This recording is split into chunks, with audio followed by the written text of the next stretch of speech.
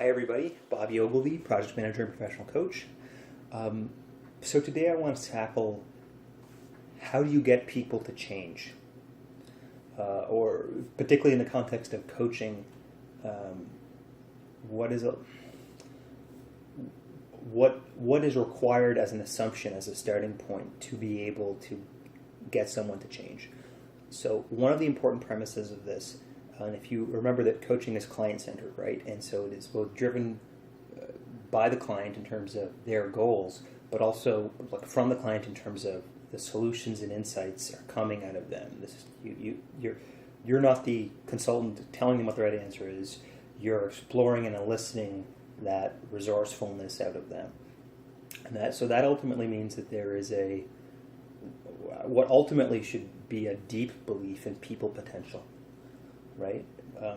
On some deep level, people are capable, they're intelligent, they have the passion, they have the capacity, they have the adaptability, they have the self-awareness, they have the intuitive sense of feeling, that they can solve their own problems, they can live their own life, that they can decide what they want for themselves, they can decide what's best for themselves and craft that better self, better world, better future that they want, right?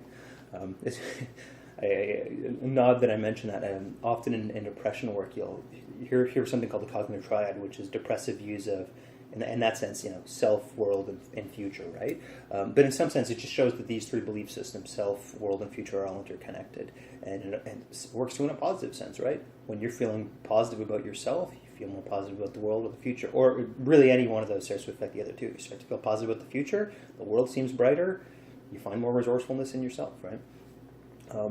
So it's really important as a coach to fundamentally have that view.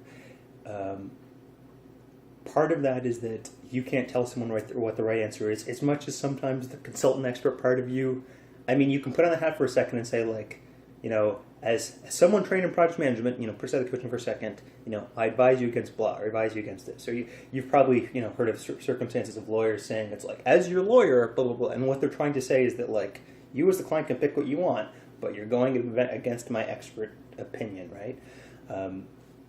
It's really important for you as a coach to believe in someone's potential. Otherwise, essentially, it's almost like coaching can feel like, and remember, this is a two-way street. It's not just you feeling it; it's the client feeling this. That you're trying to give them an answer. They're an idiot; they couldn't possibly do it for themselves, and why are we wasting so much time? You could just be giving them the answer, right? Well, this is like a basic, give a man to fish, teach a man to fish, right? The other thing too is that they're bringing out a part of themselves. This isn't just kind of the long road of training and learning. This is what is best for them, and that is a subjective, personalized answer. Part of it is also the client-centered. It's what they want out of it, right? Even if there are, and this is a bit more subtle, there's lots of ways someone could grow, but they're coming to you as a coach for a particular problem, right? They're coming to you for problem A. And it's really not your job to fix problem B and C, and unless you can maybe shoehorn it into A, right? There's some persistent problem that impacts other areas of their life that A is just one of those areas. I actually think this is a very important spiritual view and life view. It's part of a belief system, right? So in terms of your own, I'll use a broad term, spiritual practices or whatever you need to do to mentally remind yourself of your values, of your view, right? There is something here about people potential, and you as the coach is going to relate to your own sense of potential, but it's also relating to how you're seeing others, right? Another psychology term, if you think of transactional analysis, right? It's like, I'm okay, you're okay. I have potential and capacity and resourcefulness, and you have potential and capacity and resourcefulness. And we can both work with that, and we can find the solutions you need for you from within you. That is a spiritual belief, and that is fundamentally not just different in practice, but feels very different in this notion of, I'm okay, I have potential and capacity and resourcefulness, but you're not okay. You're just an idiot who I really need to placate and tell what to do or give some solutions to. No, that's wrong. That's wrong.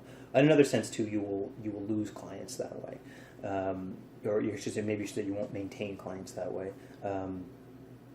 It's odd because often as managers and leaders, they have to be the jack of all trades, master of none. So they have to deal with 5-10 different areas, have some working knowledge of it, but they don't know everything, right? They're not the expert financial analyst accountant, they're not the expert IT person, and they're not the expert operations person, they're not the expert HR person, but they got a slice of everything, right? And so it can be easy for the expert person to really, in an intellectually arrogant kind of way, kind of in a blustery way, impress someone with their expert knowledge, right?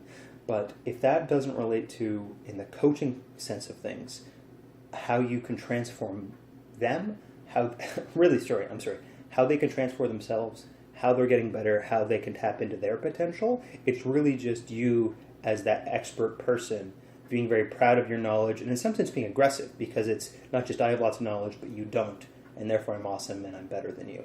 That is the wrong attitude to take. It's not a healthy personal attitude. It's not a healthy coaching attitude. It's really not the kind of spiritual attitude you want to bring into the world. So how do you produce change in a person?